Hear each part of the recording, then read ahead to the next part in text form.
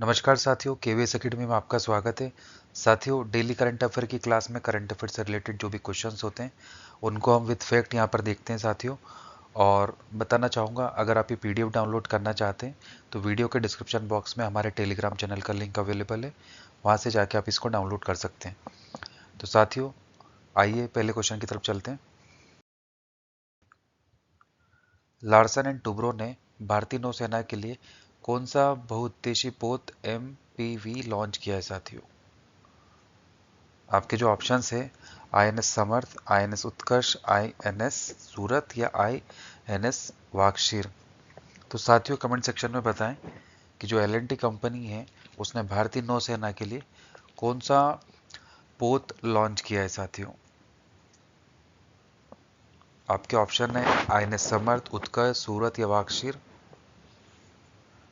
तो साथियों जो सही उत्तर है ऑप्शन बी है, यहाँ पर INS उत्कर्ष को L&T कंपनी द्वारा लॉन्च किया गया है भारतीय नौसेना के लिए। आइए इसके बारे में देखते हैं।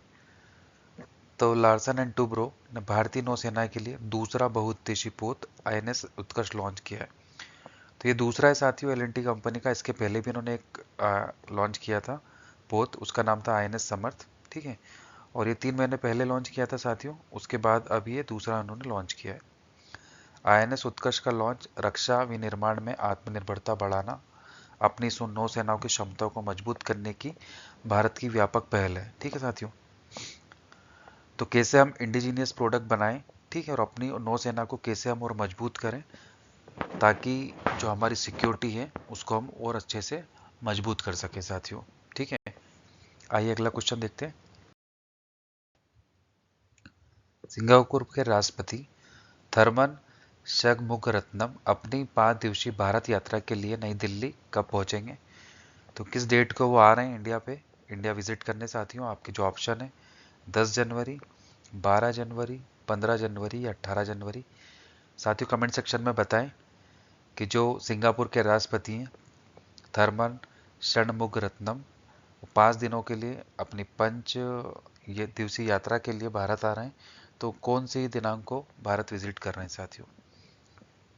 आपके जो उत्तर है साथियों यहाँ पर 10 जनवरी, 12 जनवरी, 15 जनवरी, 18 जनवरी। तो कमेंट सेक्शन में बताएं साथियों।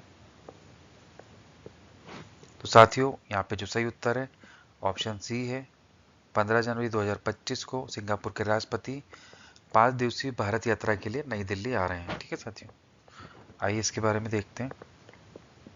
सिंगापुर के राष्ट्रपति थरमन षणमुगरत्नम ने 5 जनवरी 2025 से शुरू होने वाली भारत की 5 दिवसीय राजकीय यात्रा पर नई दिल्ली पहुंचे हैं, ठीक है साथियों। तो ये 5 दिन तक इंडिया में रहेंगे और इंडिया और सिंगापुर के जो भी पार्टनरशिप्स हैं या जो भी MOU हैं वो साइन करेंगे।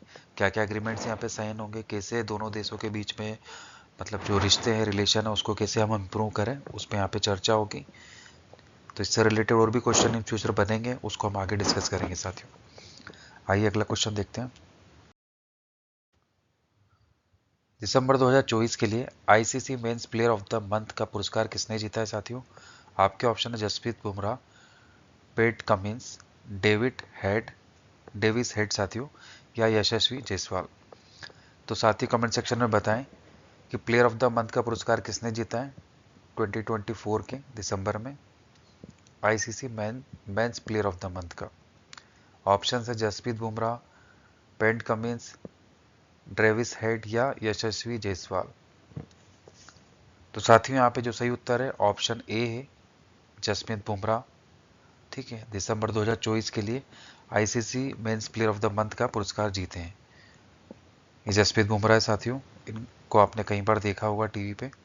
आइए देखते हैं साथियों इनके बारे में कि दिसंबर 2024 के लिए ICC player of the month award की घोषणा कर दी गई है।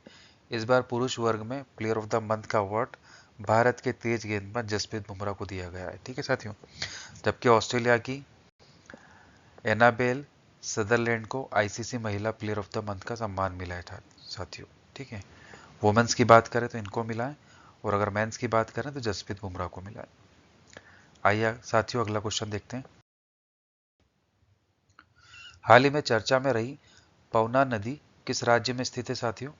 आपके ऑप्शन है उत्तर प्रदेश, हिमाचल प्रदेश, केरल या महाराष्ट्र। तो साथियों कमेंट सेक्शन में इसका सही उत्तर बताएं कि पवना नदी किस राज्य में बहती है।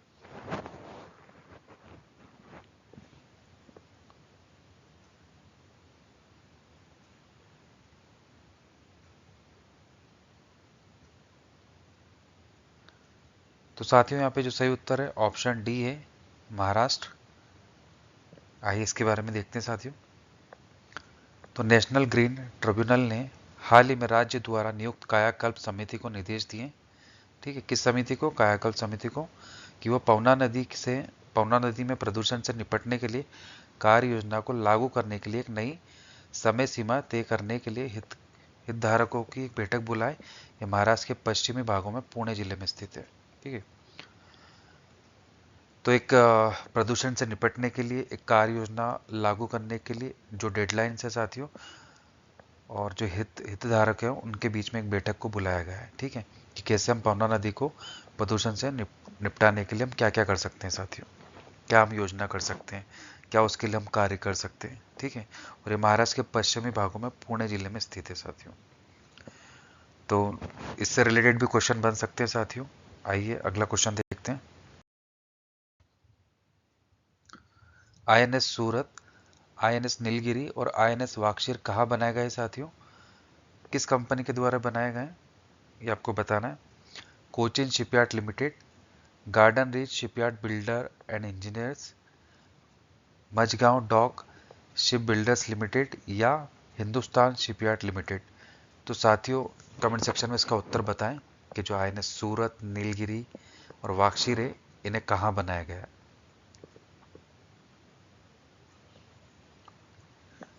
तो साथियों जो इसका सही उत्तर है ऑप्शन सी है, Mazagon Dock Ship Builders Limited के द्वारा इसको बनाया गया है।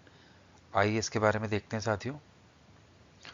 तो PM मोदी ने 15 जनवरी 2025 को मुंबई के नौसेना डकयार्ड में भारतीय नौसेना के 3 नए युद्ध तोपों INS सूरत, INS नीलगिरी और INS वाक्षिर को राष्ट्र को समर्पित किया है, ठीक है साथियों।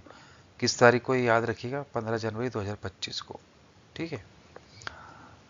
इन सभी युद्ध तोपों को मझगांव डाक शिप बिल्डर्स लिमिटेड मुंबई में डिजाइन और निर्मित किया गया है साथियों, जो मेक इन इंडिया का पहल का एक उत्कृष्ट उदाहरण है, ठीक है साथियों।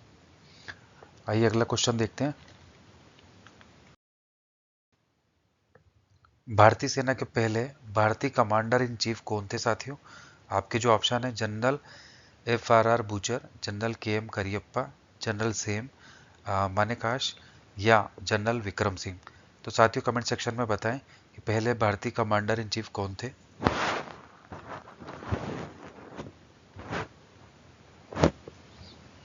तो साथियों यहाँ पे जो सही उत्तर है ऑप्शन बी है, जनरल KM करियप्पा। ये भारतीय कमांडर इन चीफ थे भारत के सबसे पहले, ठीक है। आइए इनके बारे में देखते हैं। और ये कब थे साथियों, 15 जनवरी 1949 को, ठीक है, को KM करियप्पा भारतीय सेना के पहले भारतीय कमांडर इन चीफ बने।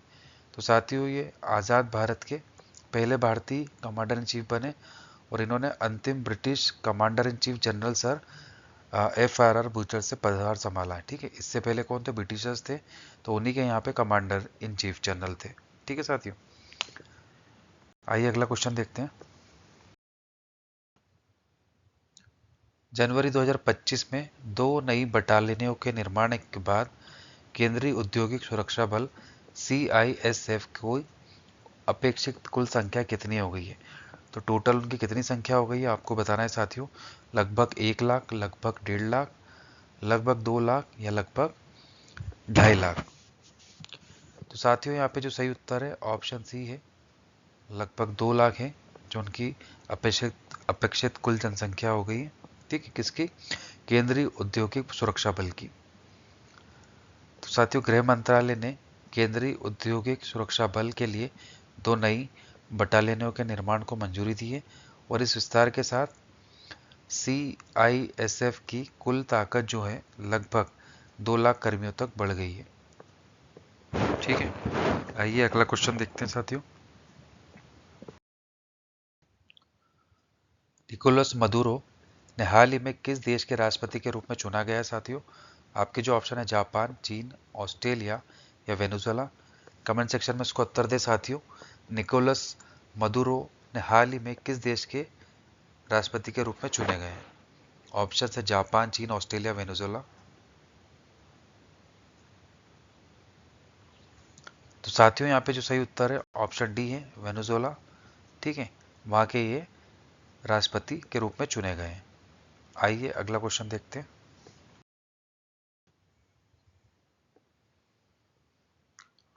तो किस अंतरिक्ष एजेंसी ने अपनी space docking experiment SpaDeX mission के साथ अंतरिक्ष डॉकिंग प्रौद्योगिकी में एक महत्वपूर्ण कदम बढ़ाया? आपके ऑप्शन है साथियों इसरो, नासा, डीआरडीओ या नीसा। तो साथियों बताएं कि अभी किसने इससे रिलेटेड जो है अंतरिक्ष में डॉकिंग टेक्नोलॉजी के लिए एक महत्वपूर्ण कदम बढ़ाया है, वो कौन सी अंतरिक्ष एजेंसी है? ठीक है, जिन्होंने स्पेस डॉकिंग एक्सपेरिमेंट किया है। ISRO, NASA, DRDO, NISA. तो साथियों यहाँ पे जो सही उत्तर है ऑप्शन ए है, इसरो के द्वारा ये किया गया है। ठीक है, हाल ही में आपने कुछ दिन पहले ये खबर सुनी होगी कि इंडिया ने अपना एक मिशन लॉन्च किया है स्पेडेक्स। उसमें वो अंतरिक्ष डॉकिंग जो टेक्नोलॉजी होती है उसके बारे में हम यहाँ पे एक्सपेरिमेंट करेंगे। डॉकिंग टेक्नोलॉजी क्या होती है साथियों कि यहाँ से जो भी सैटेलाइट्स लॉन्च किए गए हैं, ठीक है, उसको अंतरिक्ष में जाके कंबाइन करना, आपस में जोड़ना, एक वेरी कॉम्प्लेक्स टेक्नोलॉजी होती है। कुछ ही जो कंट्री है जो इसमें सफलतापूर्वक मतलब उन्होंने हासिल की है, जैसे कि यूएसए हो गया, रशिया, चाइना, जापान, और जो यूरोपियन एजेंसी है, ये गिने चुने जो 3 से मतलब 4 से 5 जो हैं, उन्होंने ही मतलब अंतरिक्ष एजेंसी ने ये टेक्नोलॉजी पे सक्सेसफुल हासिल की है। हम भी यहाँ पे ट्राई कर रहे हैं कि स्पेस डॉकिंग टेक्नोलॉजी में हम कुछ आगे कदम बढ़ाएं और कुछ जो हमने यहाँ पे लॉन्च किया है मिशन हमारा, वो सक्सेसफुली लॉन्च हो जाए। ठीक है, तो ये बड़ा क्रिटिकल टेक्नोलॉजी होता है साथियों। तो इससे रिलेटेड जरूर क्वेश्चन बनेगा स्पेडेक्स मिशन के बारे में, स्पेस डॉकिंग एक्सपेरिमेंट के बारे में, तो ये बिल्कुल आप याद रखिएगा। इससे रिलेटेड ये भी क्वेश्चन बन सकता है कि इनमें से किस कंट्री के पास स्पेस डॉकिंग एक्सपेरिमेंट का टेक्नोलॉजी नहीं है, तो वो भी हमें याद होना चाहिए साथियों। जिन जिन कंट्रियों को मैंने नाम बताया वो आप याद रखिएगा। आइए अगला क्वेश्चन देखते हैं। भारत के किस राज्य की सांस्कृतिक धरोहर का एक महत्वपूर्ण हिस्सा अवनियापुरम जल्लीकट्टू मदुरै में आरंभ हुआ है साथियों? ऑप्शन है केरल, गुजरात, महाराष्ट्र या तमिलनाडु। तो साथियों यहाँ पे जो सही उत्तर है ऑप्शन डी है, तमिलनाडु। ठीक है, आइए अगला क्वेश्चन देखते हैं साथियों। किस लिमिटेड कंपनी ने अपने सेवानिवृत्त कर्मचारियों के कल्याण को बढ़ाने के उद्देश्य से post retirement benefits PRB cell की शुरुआत की है? ऑप्शन है सेल, टाटा, रिलायंस या सेंट्रल कोलफील्ड लिमिटेड। तो साथियों कमेंट सेक्शन में बताएं कि किसने ये सेल की शुरुआत की है पोस्ट रिटायरमेंट बेनिफिट की। सेल, टाटा, रिलायंस या सेंट्रल कोलफील्ड्स लिमिटेड।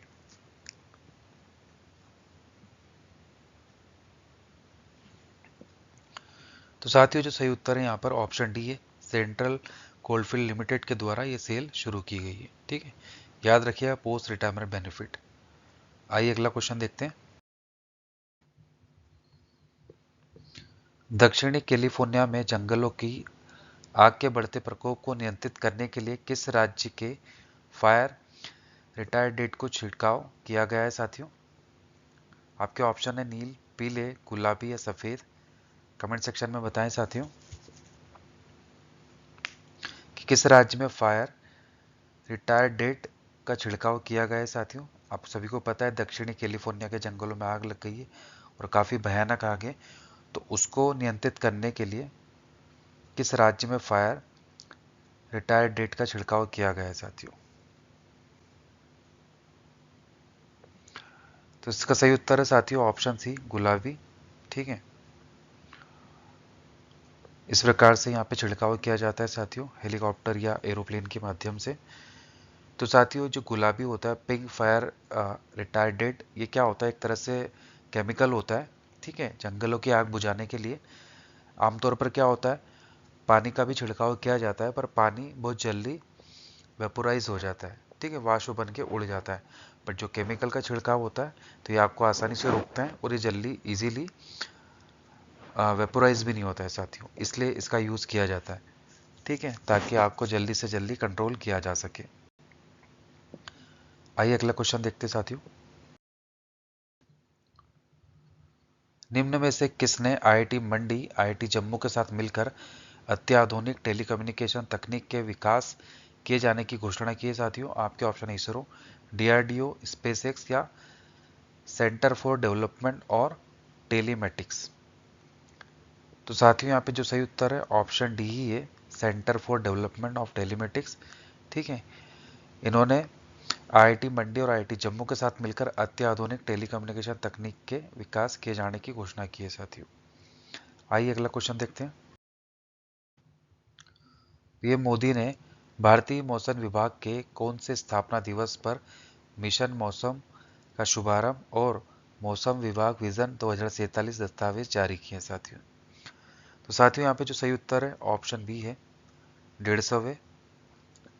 150वें स्थापना दिवस पर मिशन मौसम का शुभारंभ और मौसम विभाग विजन 2047 का दस्तावेज जारी किया गया। किसके द्वारा? प्रधानमंत्री मोदी के द्वारा, ठीक है साथियों। आइए अगला क्वेश्चन देखते हैं। निम्न में से किस देश के राष्ट्रपति थर्मन शनमुगरत्नम 14 से 18 जनवरी तक भारत की राजकीय यात्रा पर आएंगे साथियों? आपके ऑप्शन है चीन, जापान, ऑस्ट्रेलिया या सिंगापुर। ये क्वेश्चंस को हम ऑलरेडी पढ़ चुके हैं, पर दूसरे पैटर्न में पढ़ें, दूसरे रिलेटेड क्वेश्चन से हम इसके बारे में पढ़ें, ठीक है। तो इसका उत्तर आप जरूर दें कमेंट सेक्शन में कि ये कौन से देश के राष्ट्रपति हैं जो भारत की यात्रा पर 14 से 18 जनवरी तक राजकीय यात्रा पर भारत आने वाले हैं साथियों? चीन, जापान या ऑस्ट्रेलिया या सिंगापुर। तो साथियों यहाँ पे जो सही उत्तर है ऑप्शन डी, सिंगापुर के राष्ट्रपति हैं साथियों, जो भारत 5 दिन की राजकीय यात्रा पर आने वाले हैं, आएंगे साथियों, ठीक है। आइए अगला क्वेश्चन देखते हैं। G7 देशों का शिखर सम्मेलन 15 से 17 जून को किस देश के कानाना स्कीस में आयोजित किया जाएगा साथियों? आपके जो ऑप्शन है इंग्लैंड, ऑस्ट्रेलिया, अफ्रीका या कनाडा। तो साथियों जो सही उत्तर है ऑप्शन डी है, कनाडा, ठीक है। आइए अगला क्वेश्चन देखते हैं। हाल ही में गान नगई 2025 महोत्सव किस राज्य में आयोजित किया जा रहा है? आपके ऑप्शन है राजस्थान, मणिपुर, असम या मेघालय। तो साथियों कमेंट सेक्शन में बताएं किस राज्य में ये आयोजित किया जा रहा है।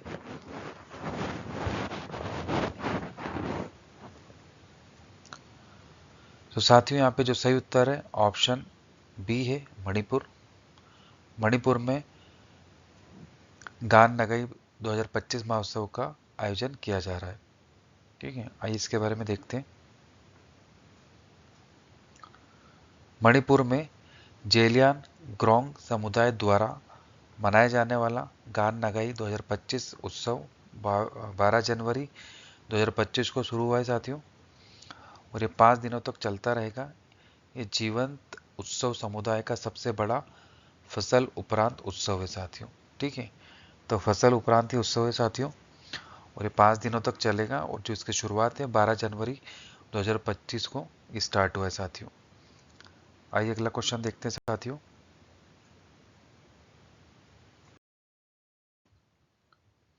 भार्गवस्त्र सूक्ष्म मिसाइल प्रणाली किसके द्वारा विकसित की गई है साथियों? आपके जो ऑप्शन है DRDO, economics explosive limited, Bharat dynamics limited या हिंदुस्तान एरोनॉटिक्स लिमिटेड। तो साथियों कमेंट सेक्शन में बताइए किसके द्वारा ये विकसित किया गया है भार्गवस्त्र सूक्ष्म मिसाइल प्रणाली। कमेंट सेक्शन में बताएं साथियों किसके द्वारा विकसित किया गया है। तो साथियों यहाँ पे जो सही उत्तर है ऑप्शन बी है, इकोनॉमिक एक्सप्लोसिव लिमिटेड द्वारा भार्गवस्त्र सूक्ष्म मिसाइल प्रणाली को विकसित किया गया है साथियों, ठीक है। आइए इसके बारे में देखते हैं साथियों। तो भारत ने अपने पहले माइक्रो मिसाइल सिस्टम भार्गवस्त्र का सफलतापूर्वक परीक्षण किया है साथियों, और जिसे आने वाले ड्रोन का मुकाबला करने के लिए डिज़ाइन किया गया। तो ड्रोन जो हमले होते हैं साथियों, आजकल आपने देखा होगा कि अधिकतर जो कंट्री है ड्रोन पे फोकस कर रही है, और जो अभी रशिया यूक्रेन वॉर हुआ, वहाँ पे भी ड्रोन का काफ़ी इस्तेमाल किया गया है। तो उसी के मुकाबले के लिए हमने भी ये डिज़ाइन किया है साथियों, ठीक है, कि हम भी ड्रोन से कैसे मुकाबला कर सकें। और ये भारत का पहला स्वदेशी माइक्रो मिसाइल सिस्टम है जिसे ड्रोन के खतरे का मुकाबला करने के लिए डिज़ाइन किया गया है, ठीक है साथियों। तो ये हमारा इंडिजीनियस प्रोडक्ट है।